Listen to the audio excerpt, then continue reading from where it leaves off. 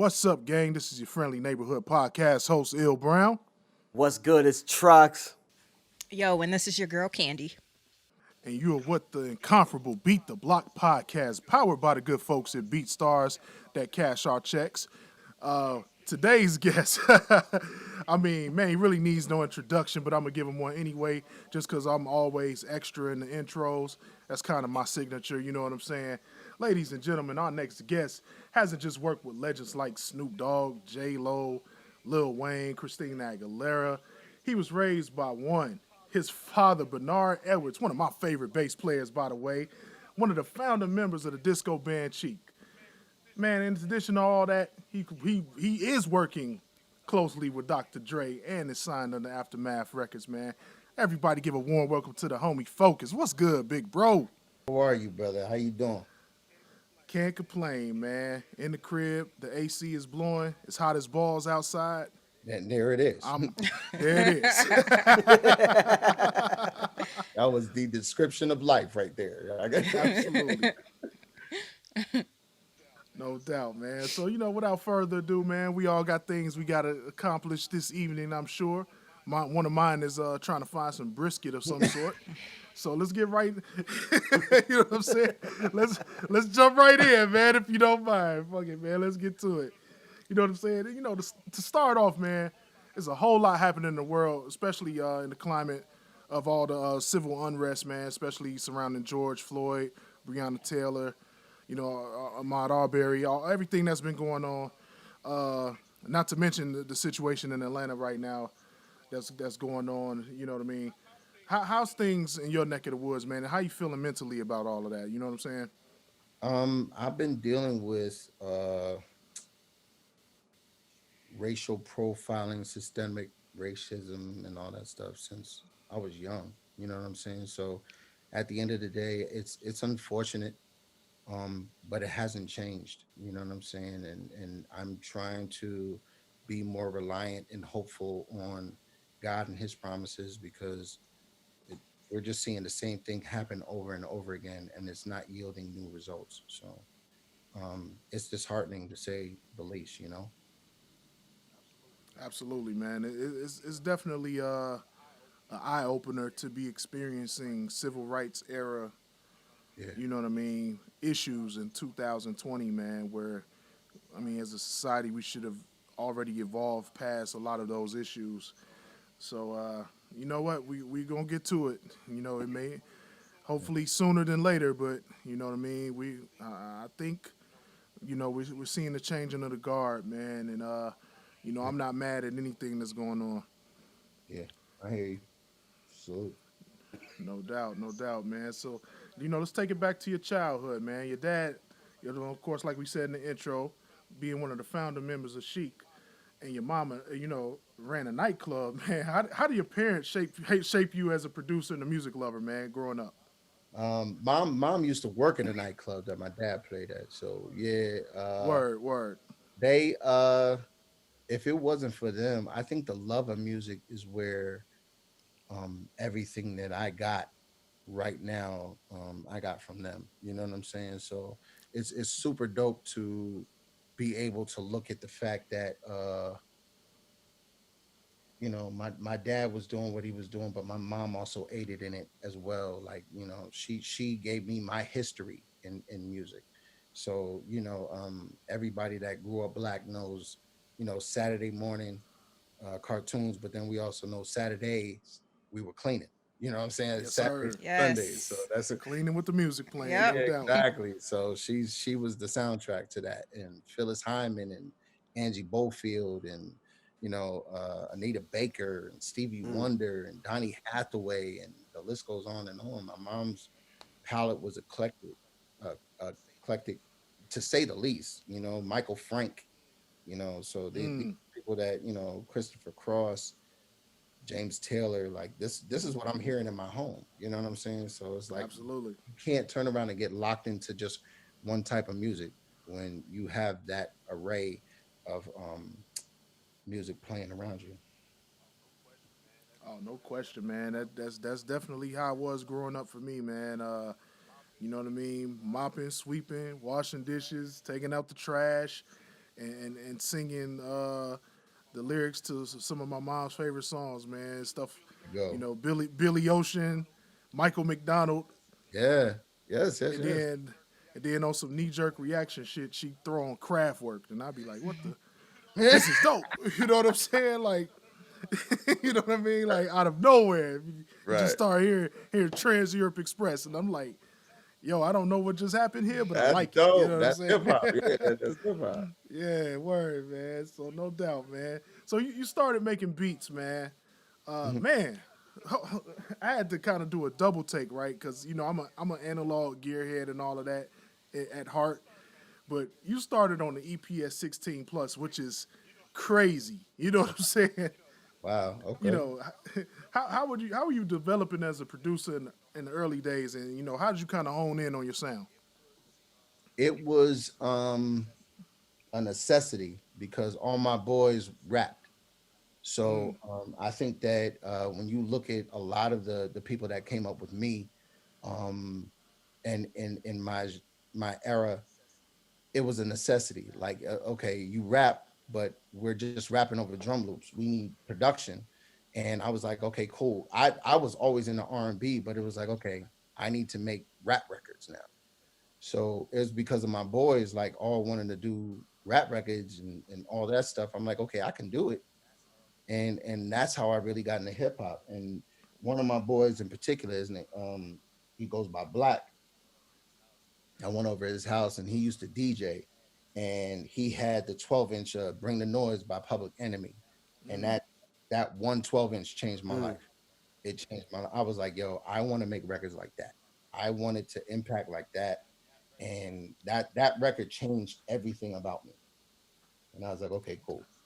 That's when I That's started really getting into it. Yeah. That's dope, man. So along with that 12-inch, man, Public Enemy, which was one of the first things that blew my mind growing up. You know what I'm saying? Which other artists around the time that you started getting into hip hop, you know, kind of like gave you that same wow factor, like, yo, this is what I want to do. You know what I'm saying? Yeah. One of my favorite producers in hip hop is DJ Premier. So No Gangstar, doubt. Mm-hmm. my cousin got me into Gangstar. Um, like I said, the Bomb Squad. So whatever they were doing, I was loving it. Yes, sir. Um, Pete Rock, Evil D. I was a big Bucktown head. Um, RZA, I was a big Wu Tang head. I had all of their stuff. You know what I'm saying? So just being from the East Coast, even just the Uma, Q-Tip and J Oh Dilla. yeah. You know what I'm saying? So that's when like my whole thing started going. What's my man Prince that did Prince Paul. Prince Paul, exactly. Yes, sir. De La Soul. So that's where I come from. And it's like the more Absolutely. that I started listening to them and dissecting them, I was on my way to the West Coast, and then that's where I got super influenced by Superfly, Battle Cat, Woo. Daz, Quick, and Dr. Dre. So those were my I need to be like them. You know what I'm saying? Yeah, man, that's literally, you know what I mean, shooting for the stars and landing on the clouds, and you know what I'm saying. No matter what, you're gonna be dope if you aspire to be like those cats. You know what I'm saying? Yeah. That's ill, man. That's ill.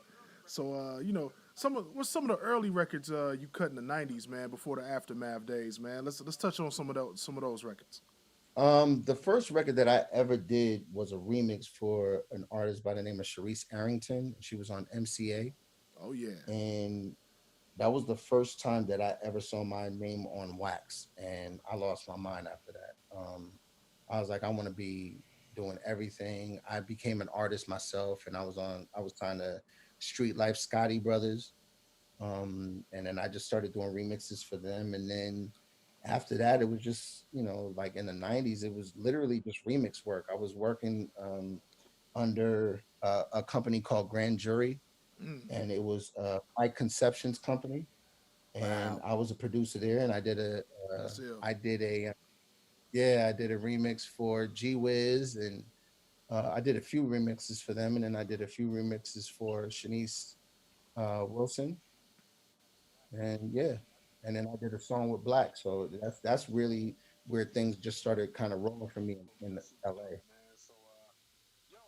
That's super dope. That's super dope, man. So, yo, like as a producer, you know what I mean? Like, it's kind of folklore, kind of to tell those stories of the historic studios. Like the D&Ds.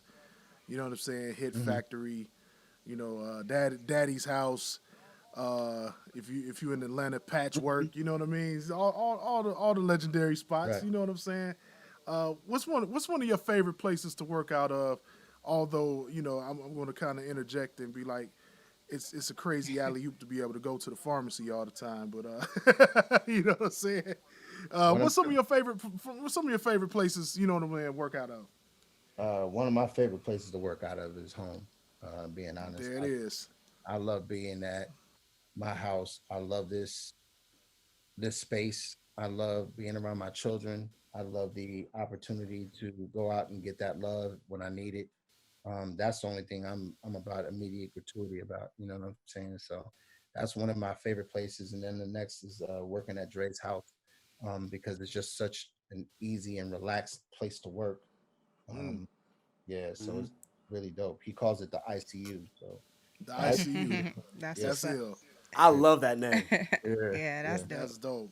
That is super dope, man. Man, that's crazy. Yeah. So back when you got started, what Hmm. kind of business moves were you making? As a new producer and signed to. How did you even make that transition to getting signed after doing when you were doing the remixes? I just kept being consistent. I think that it wasn't a premeditated thing. Like it really was.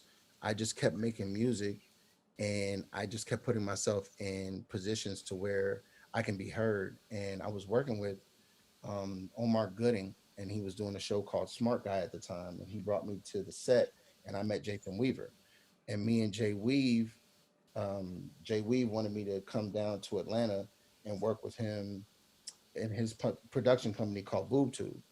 And so, long story short, he had a kid named Dax signed to him, and I was producing West Coast music for Dax. And Dax's people had ends with Dre, and that's how I got over to Dre. So it was like honestly just making music. I just kept going where I could go to get my music heard. That's what's up. Word. It was kind of like a one thing led to another type of One situation. thousand percent, 1,000%. And it's. I think that a lot of people think that it was just easy. It was never easy. You know what I'm saying? It just was one of those things that you have to keep showing up, and that's the consistency. It's like, okay, I can take being told no or being rejected, but it's like I had to keep showing up. How were you able to build those relationships? I know like one thing always leads to another. You show up at the studio, you create, you're consistent, but tell me about how you were able to build those relationships in your early time period of getting started. I think that one of the most important things was being um, transparent, being real. I think a lot of people wanted to go into those rooms and shine and outshine the next person, and it was just a bunch of throwing the junk on the table and trying to see whose was bigger and all. I just wasn't part of that. I never was a part of that. I never got caught up in that. I always was authentically who I am and who I was and who I will be. Like I feel like that's my even kilter in this industry. Y'all It's heard all my dog good. over here. He's losing it. But it's super important. I think that people just understand that whoever I am, when they see me a year from now, 2 years from now, whatever, I'm going to authentically be what I presented to you, and that worked in my career all the way up till now, and hopefully it will continue to work in the future. I hear you.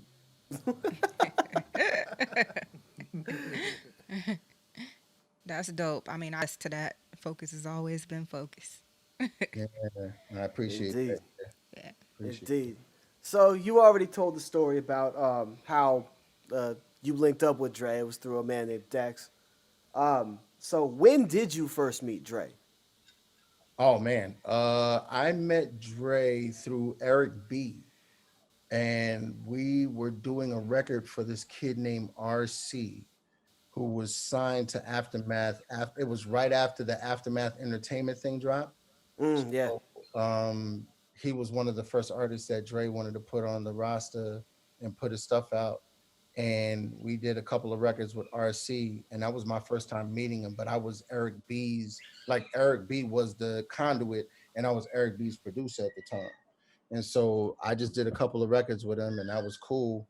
But then the next time I met him, it was direct, and it was such a Godfather moment. Like, Mike Lynn brought me into the restaurant, and Dre's back was to the door, and it was like, dimly lit and all that stuff. And I sat down at the table, and like when I sat down across from him, like the moment I sat down, it was like I couldn't I had the dumbest smile on my face, and I couldn't get it off. And and he was just like, man, are you the only time my smile disappeared is when he was like, man, um, if you ready to work, my my face dropped dead straight. Like I'm ready right now. And so he put me in record one, and that was it. That was like that was all. That was all. After that, it was just I just showed him that I'm willing to be in here from 7 p.m. to 7 a.m. I'm willing to be here 8 days out of the week, and there's only 7 days. You know what I'm saying? Like I had to show him my Yeah. work ethic was incomparable to anybody, and so that's the only thing I think that's really kept me around. Definitely, definitely. So I've been in record one. I've been in there with you guys, but I haven't been in there with Dre personally. So explain to me like how a session with Dre would go. Like as much as you can share. Okay, no, no, no. It's no secrets. Um, I didn't start working for Dr. Dre. I take that back. I didn't start working with Dr. Dre until 2013. So the first Wow. the first time I worked with him was for Compton. I never like I used to work for him. I was part of the production team. Right. So, me, Hi-Tech, Denon Porter, DJ Khalil, Battle Cat, like we were all individual producers, so we would be in our own spaces. But the first time I got in the studio with him, it's just you better be about your business. You know what I'm saying? So if he turns around and he says, I need this, you better have it ready in a timely manner, in a timely fashion. And I think a lot of working with him has taught me my strengths and my weaknesses, and I play towards my strengths. You know what I'm saying? So in that room, I don't have time to find out my weaknesses. I just got to play towards my strengths, and that's what it really eliminated that gray area for me. Like I don't know if I can do it or what. I'm gonna do what I can do, and then whatever I can't do, I sit back because we're a team. You know what I'm saying? So it's the first time that I've ever collaborated in my life, and that spawned all the other collaborations that I've been having. Mm. So do you think Dre is like really good at finding the strengths of people? Maybe some strengths that people didn't even know Yes, that they had? I think that he's one of the greatest at that. I call him the orchestrator. He's able to turn around and look at an orchestra and find somebody that may be playing the triangle, and then you find out that this person could have played the drums the whole time. He'll push you to your best, and it might be uncomfortable, but at the end of the day, comfortability is not what we're in here for. We're in Mm. here to create something that's a masterpiece, and it's going to be uncomfortable. And so It, I believe that he sees the greatness in people, and if you end up being in the room, you can see That's the dope. greatness in yourself. indeed, indeed. Unfortunately, I didn't have the privilege to be in the room with him. You know what I'm Oh, saying? you But like, will. You will. oh man, one day I'll get my chance one day. You will. But I definitely was in that room at one point. I remember it was I remember it like it was yesterday. Hmm. It was Ty Cannon that invited he invited myself, Nasa and Paperboy Fabe to the studio. We walk in. I met you for the first time there. I met Hmm. you for the first time. We gave each other a big pound and a hug. Yeah. Uh, who else was in there? It was Cardiac that was in there. It was Khalil. He dropped by for a few. Marsha was in there. Marshall was, Marsha yep. Ambrosius. Okay, yep, yep, Marsha yep. Ambrosius was in there. Rockwilder was in there. Okay. Oh wow. Uh, yeah. This was 2014, I want to say. This Yeah, is like, yeah, yeah. This is like early on in Compton when we were all in the studio.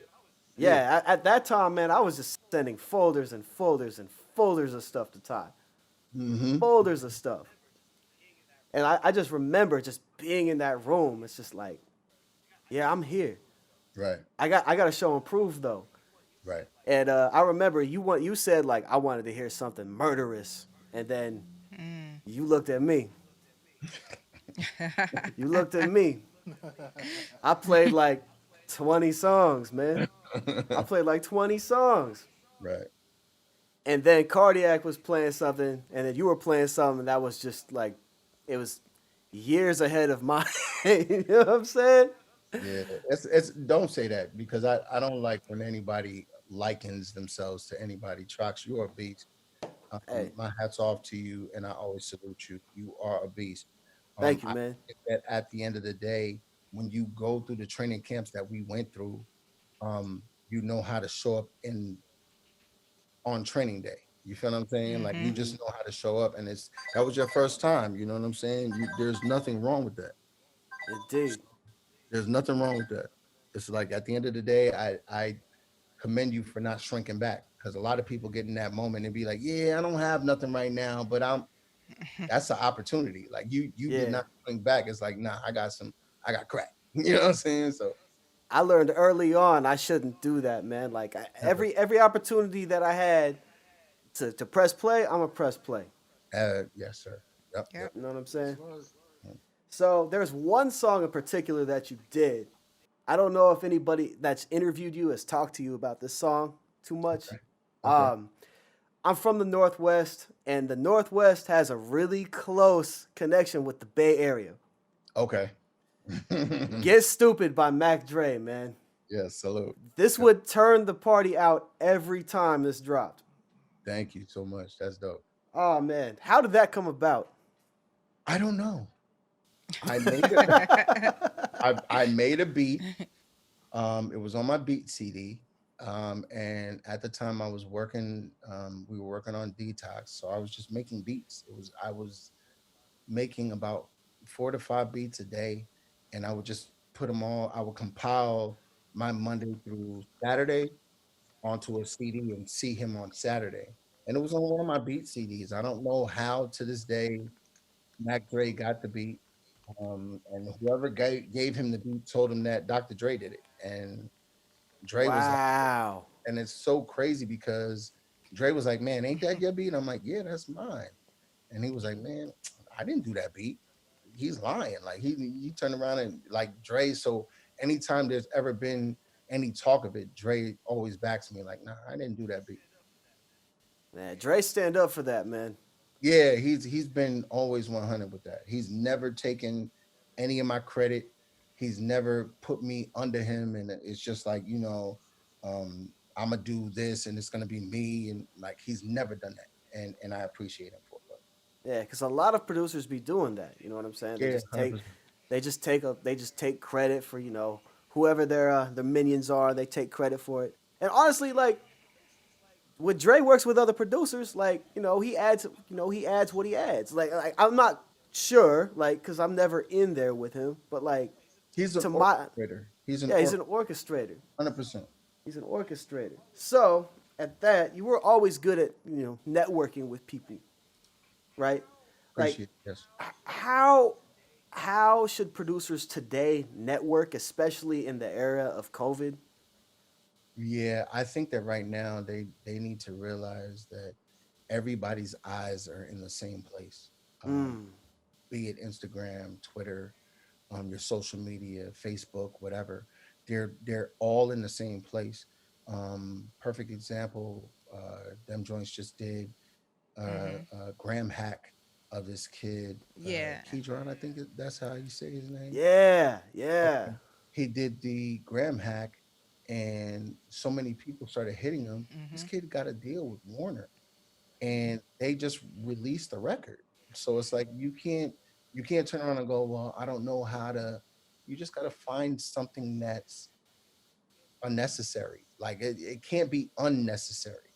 It has to be a necessary. It needs to be something that we need to hear right now, and push the limit. You know what I'm saying? Put it out there, and you never know who's gonna be looking. Everybody's eyes are in the same place right now. We're all looking to our phones and our social medias to find out what's the next.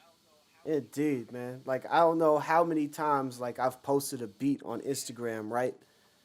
And lo and behold, like one of my favorite rappers hits me up Right. and asks me about it. Like it's just put it out there. Yeah. Like I think we both share that same sentiment. Yeah. You know what I'm saying? It Like it's gets just old to hear about it's not mixed, it's not mastered, it's not. I don't want to hear a disclaimer. We're creatives. Put it out there. yeah, if it's dope, it's dope. But even if it's not, you never know. 100% of people That's real. that don't put their records out will never know because they've never put themselves out there on the front line. So if you're saying it's not dope, the only person that judged it was you. Facts. I Mm. never heard it. You never heard it. You know what I'm saying? So I'm like, man, just put it out there. If somebody has something adverse to say about it, then look at if they put detail in there, look at it, go back, rework it, re-put it out. And so I'm not afraid to put out music. If that's how I feel and that's what the moment told me to do, I'm gonna do it. Indeed, man. Indeed. So I know we all have crazy industry stories. I know you have more than a few. I heard there was a story where some people locked you in the studio for 3 days. How did you handle that? I made 15 beats. Mm. Flex on Hey, them. that's the way to do it, right? I made 15 beats. At the end of the day, it was an experience. It was uh it was kind of like my initiation into the West because I was coming straight from the East Coast. And I can be forthright in saying that it was when I was part of grand jury, and that was my first initial work. I guess you would say my work response to being part of the company. So I went into the studio. I was working, and I came out, and everybody was gone, and I was there in a house in Carson, and I couldn't get out. I didn't have a car. You know, I'm saying I was really fresh out of the East Coast, so I didn't have much. Mm. But you turn around and you look at the lemons that you're standing in, and I don't make lemonade. Lemonade is cool, that's cute, and it's sweet. But for me, I needed something a little bit deeper, so I made lemon drop shots, and I made sure that I made, you know what I'm saying, 15 shots, and I had to show them like, nah, if you're gonna put me in that situation, this is what it's gonna be, and it was a blessing. It was a huge blessing. That's a good way to look at it, man. It's just as an initiation instead of an emergency. Yeah, you know what? If you look at everything as a negative, then you can find a negative in everything, and you have to find the positivity in something. And I'm like, that showed me what I was made of. It showed that if you put me in that situation, this is what the response is gonna be. This is what the outcome is gonna be. And I'm like, I'm not scared to say that I showed improved. I showed out, and it was what it was. 15 In, tracks. I still got them indeed. on that too. Oh, for real? Yeah, I still I want got to hear. I want to hear that one day, man. Next time I'm in LA, man, yeah, yeah, yeah. I want to pull up on you, God willing. 100%. Let's do it.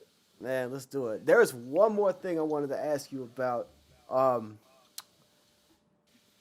there was a video of you making a beat on YouTube about 2006, maybe 2006, 2005.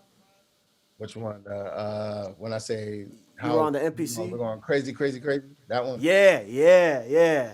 Yeah. Yeah. Yo, I ain't say let me tell you something, man. That one, I studied that one a lot, man, in high school and everything. That's crazy. Just the They way said you that's chop one the of the, sample up. but they said that's one of the first one of, it's not like I'm the first, but they said that's one of the first beat making videos Videos. online. So Wow. It that's is. why, yeah. So that's why there was so many people. Like I've had, you know, a lot of the kids that want me to mentor them. They told me like, man, that video turned me on to who you are and this and that, blah blah blah. And I'm like, man, it's a blessing. But I didn't know that wasn't supposed to be that. I think the company was called Spit Your Game. Yep. Yes, bitch. Yeah. That's crazy. You feel what Wow. I'm saying? So Spit Your Game, they just came to my studio. That was my studio in Atlanta. And he was like, you mind if I film you working? And I'm like, go ahead. I'm cool. And I was there with Nicole Ray. And I was just working. Oh wow. Yeah. If you look at me, that's who I was talking to. Like I was like, it was her and her manager. And I'm like, what y'all want me to do? Y'all want me to go crazy, crazy? What do you? So I'm talking to her and she's like, man, just do you. So I just started working. And it was, with the way they spliced it and all that stuff, even putting in my imperfections and how I was messing up. Like I'm like, man, at least you didn't make me look like everything I do is like, okay, I'm so on point and this and that. I'm like, man, just I'm human. They let me groove out and just they spliced it. They did all that stuff. I didn't know that what they were doing. So it was really dope. Man, I just want to That's tell you, dope. man, Thank that video inspired a lot of us young minds at the time, man. Like you so much. a lot of us young producers at that time, like we looked at that. I'm like, oh, that's how that works. Or oh, this is how it's done. That's a blessing, man. That's a Yeah, man. blessing. Yeah, I'm I've just had a lot of people tell me about that video, man. So it's a it's a blessing. hey, what happened to that beat though? I put I put it out on a beat CD that I did, and then we never made the song. It never came public, but the song was called "Victim" by Nicole Ray. But it's on a beat CD. I forgot which one it is, but it's out there. No doubt, man. Definitely gonna be on the hunt for that, man. Let, Yeah, word, man. Oh yeah. You know, you you got set up for a session with Faith Evans, man. And then everybody dipped out the back door. That shit has happened to me before, man. But let's talk about your experience when that happened with the Faith Evans session, man. How'd you respond to that? Is it even true, first of all? first off, is Nardwar giving you like inside information? Like, what's happening right now? Feeling real Nardwarish right now. We got sources. Um, it's very true. I was working for I was working with Boob Tube for Shakespeare Productions, and I was finishing the Best Man for the Best Man soundtrack with Shakespeare, and Word. I finished the keyboard part, and he asked me to leave the opposite door that she was coming in, and I complied, and yeah, so it is what it is. Like if it was just me, I got ushered out the back door. It was not a bunch of people; it was me, and Oh wow. I was asked to leave, and she came in and she cut the record, and that she came in with Candy and Shakespeare, and I had to leave. So yeah, that's real. Wow. Yeah, I still got my plaque though. Hey, that's what Hey. matters. That's There it what is. that's what I'm saying. I still got my plaque. Yeah, Got your plaque, then that's what matters. yeah. So we talk about mental health on this podcast, and I know that we've all, and you know, you've had your ups and downs in the industry. How do you take care of your mental health in this industry? What are one of the things, or a few of the things that you do to try to stay on point? I am a true creative, and when it comes down to it, sometimes I just bottom out. I battle depression, and my depression can bring me to places that I really feel like you can't get out of.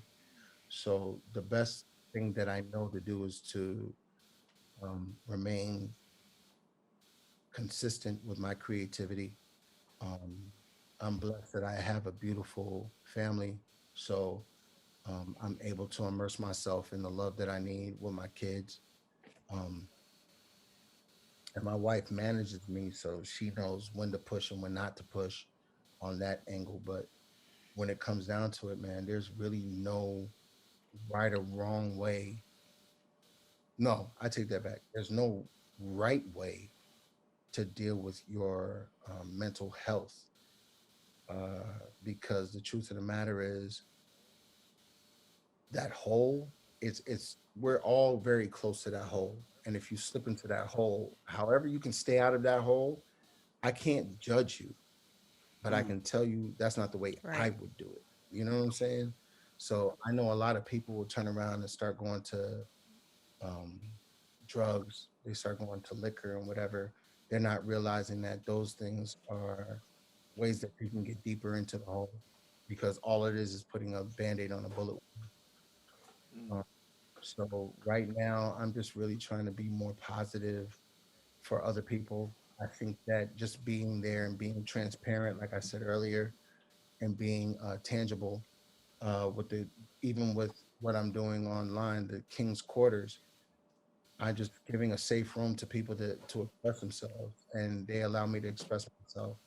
So it's about being communicative and doing the best you can for other people, and that's where I find my solitude, because I couldn't do it by myself, man. If I am a creative to the core, and these times right now, if I didn't have those outlets, I probably would not be here right now. That's the honest truth.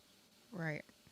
I agree. Can you tell people about King's Quarters? I know I've seen it pop up on Instagram, but just so our audience can know, I'm sure you have a lot of followers from our audience that tune into you and your production. So Yeah. The King's Quarters, I put it together because, well, first off, it's important to be there and be an ear for people to listen, and not to listen to respond. And we have so much going on right now with the quarantine, with the protests, with the killings, with whatever you have. Um, Nobody is allowing our kings, our queens to go someplace and just be like, I don't feel good today. And the king's quarters is for everyone. I call it the king's quarters because um, it's a safety zone, and hmm it's surrounded by kings. We're going to make sure nothing leaks. We're going to make sure that everybody there is feeling good, and everybody there is royalty. I have no princesses. I have no princes there. Everybody there is a king. Everybody there is a queen. And I want everybody to understand that when they come in there and they speak, we're here to uplift and build up and encourage. And it's been amazing. Sometimes we'll get, 10, 11, 12 people. Sometimes we'll get four. But you have to show up and let them know on the check-in. The check-in's Monday, the checkout is Friday. I'm trying to see, are you okay on Monday, to push through to Friday? And how was your week after that Friday? So the King's Quarters will be forever long. I'm not going to stop doing that. I think that it's important for them to understand that there are no velvet ropes. I'm here if you want me and you need me. So that's really dope. Um, I think it is important. The reason why we have this podcast is also so people can hear from a mass of creative perspectives, no matter where they're at in their career. I mean, we interview people that are just now getting in that zone of being consistent, and people like yourself who've been in the game for a long time. right. So the key is to find out what works, what's working for you, because creatives, we have real lows, real low lows, and we get on that high and then we drop down. So King's Quarters, I'm going to tell the audience to be sure to follow your Instagram, where you're going to give them that information, and then they can definitely tap in to I that. appreciate that. Yeah. And I love the fact that you turned around and you said something, Candy. I just want to touch on that. We have lows, we have low lows, but we have one high because we don't have high highs. You know what I'm saying? So it'd be Right. lows and low lows. So if we're not there for each other as a music community, who else is going to understand? Like, it's probably you four that would understand where I'm at creatively than other people. You know what I'm saying? So it's really important for us to strike up these conversations, and I appreciate you guys for having them. Of For course. sure, no doubt. So you've worked with so many legends. Of course, I would say you're definitely in the category of a legend, a living legend yourself. Appreciate it. What continues to drive you? Number one, my God-given duty to provide for my family. Um, there's nothing that drives me stronger than that. And then number two, my passion for making music. I believe without a shadow of a doubt, I was here to ring through music, and that's part of my purpose. So that's one and two. That's the 1-2 punch right there. That's the only thing that gets me out of bed every morning. Yeah, a lot of people they come in and they want to hit these goals in their career, like working with certain artists or getting the plaque, getting the Grammy. And one thing's for sure is none of that is certain with this. But I think that over all of the people that we've interviewed, what has stayed consistent is their love for music. More importantly, it's like music is who you are, it's not really what you do, is who you are. So Yeah. you have to believe in who you are and who you were meant to be, while Yes. you're on this earth. So Yes. um, You're talking about purpose. Now there's such a deeper meaning to being purposeful than being talented or being influential. yep. Being purposeful gives you a reason why you're here. Mm. And that's very huge that you understand what that is. Definitely, definitely. Um, so looking back at your whole career, Hmm. is there anything that you would have done differently, either Oh, business wise or always, always. But if I would have done something different, I wouldn't be where I'm at. exactly? You know, so I'd be remiss to say that I wouldn't. I'm lying to you. I'm sorry. I'm lying to you if I say I would change something. Because if Okay. I changed it, I wouldn't be where I'm at. So at the end of the day, I love where I am. I love what I'm becoming, and I'm blessed where I am, and I'm blessed where I'm going. So every mistake, every heartbreak, every heartbroken, every horrible situation, it made me who I am right now. And I can only be apologetic to those that I may have hurt in the interim, but I can't change anything. I can't. And that question, as dope as it is, there's really nothing you could do. There's nothing you could do. And I live in that black and white. You know what I'm saying? Like it's so black and white for me right now. Is there something that you would tell your younger self coming up? Yeah, there's a couple of people I would have said not to sleep with. Yes. I One. hope everyone takes that in for sure. That's real though. No, Oh man. let's keep it 100% honest. When you're in a place where you're vulnerable and that love is presented to you, you're gonna take it no matter what. And people don't understand that love is not just physical. So don't be susceptible to the word love. Like if somebody says they love you, they can say that and rob you blind, and then you never see them again. You know what I'm Mm. saying? That's deep. Yeah, I would have avoided a lot of heartbreak and heartache if I would have just moved different instead of with that head and this head. You know what I'm saying? Oh, of course. Yeah. For That's sure. one way to put it. Absolutely.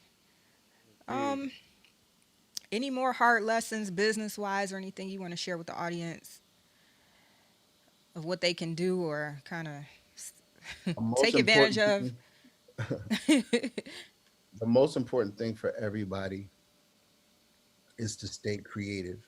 We're in an uncomfortable position, and uncomfortability is going to give you your biggest truth. Be transparent and don't be afraid of transparency. Don't be afraid that people see that you have emotions. Don't be afraid that you're giving them something deeper than surface. Be transparent. We're the voice of what's going on right now and speak the truth. And that's it. I have nothing else to give anybody because anything past that is way deeper than everybody's thinking. Mm, Don't be uncomfortable Indeed. with telling the truth. If your heart is telling you I can't do it right now, then make a song about I can't do it right now. Mm. mm, You know what I'm saying? Make a song about I'm not feeling it right now. Make a song about I'm angry right now. Make a song like just be consistent and make those records because you never know, like I said, you never know what the next what's going on is. So yeah, that's all I got. that's what's up. Indeed. Indeed. So, focus. Yes. You've accomplished a lot in your career. What else do you have going on right now? What can we look forward to from you? I'm doing a project called Focus Presents, where it's all a labor of love. Um, Hmm. it's all people that I truly love and admire and would do anything for, and they would do anything for me. So it's a lot of names that you may not know, and it's a lot of names that you will know. So that's coming out soon. I want that to be at the end of the tunnel of all of this stuff because I don't feel right and okay with kind of pushing a project that's not indicative of the times. This whole project is not indicative of these times. It's indicative of a lifetime. Hmm. Mm. And it's important for people to understand I'm not about myself. Like I really want to use whatever God gave me the platform for to exalt the people that I have on this project. So that's one. And two, my company Envision Entertainment, which I really want. We're looking to be a label now. Um, Prayerfully, that's going to be something that comes out of 2020 because I just want people. I want to be like Warner Brothers was for Prince. I want to be a safe haven for the creative. I want people to come Mm. here and get paid for what they do, and I want them to change um, the dynamic of what music is, and I want to change the narrative. So those are the two biggest things in my world right now, besides my children and my wife. Yeah, Indeed. Indeed. I can't wait to hear those. I can't wait to hear that project, man. I'm happy about it. I'm very happy about If you're happy about it, I'm excited for it. it. Hey, Absolutely, indeed, man. Anytime us as producers, we are our own worst critics, man. If we're happy with the body of work, then it's gonna be fire for sure. So I'm excited to hear that. well, you're gonna have to Man, let me borrow your hair, bro. I just need to borrow. Nah, bro, just send it to me FedEx, bro, because that is very like you got the Basquiat crown happening right now. Like I'm feeling a certain way right now. Like I can't. That is what's dirt. wild about it? It's like, and I like patted the shit down so it could try to fit on the camera and shit, man. It's like Oh, if I just blow like dry that. if I blow dry it out, it's outrageous, man. Like That's so what's up. I try to like mush it down as much as I can, and it just turns into this wild shit that just It's all good. Oh, yeah, man. It's crazy. I used to always rock it low, man, and then COVID happened, and I woke up one day and was just like, you know what, fuck it, just keep letting it ride. I hear It's just been that. I hear It was going the crazy. opposite for me. It was that. the opposite for me. Trucks is Cut like, it I saw the off. I shut saw the the bald hell. spot. I saw the bald spot. I'm like, you know what? I'm nipping this problem in the bud. I shaved it all off by the time I was 30. Wow. Truck said, I'm coming home Candace early. over here turning around and trying to donate her hair to a village. Yeah. I see. Sometimes you have to do that, you know.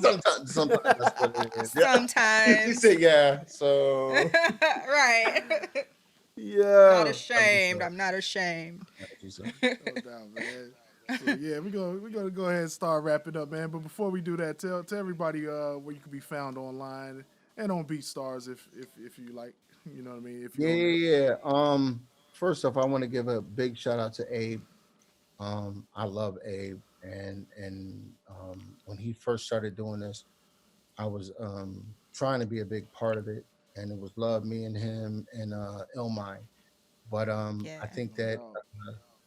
you know, I'm not gonna say ego, but I will say that a lot of my industry side of me was telling me I need to do things bigger.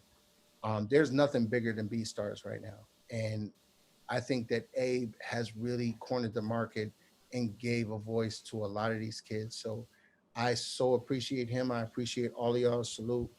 Um, Appreciate you, man. man, Absolutely, man. that's from the depths of my heart, man. Y'all can always ask me for any and everything, but if you want to find me, I do not social media that much, but if you want to really get me direct, it's focus the number three DOTS on Instagram. That's the only thing I check in on. It leaks to my Facebook, I don't check that, and it leaks to my Twitter, and I don't check that. So if you want to hit me, hit me on There it is. the number three DOTS on Instagram, and I always respond.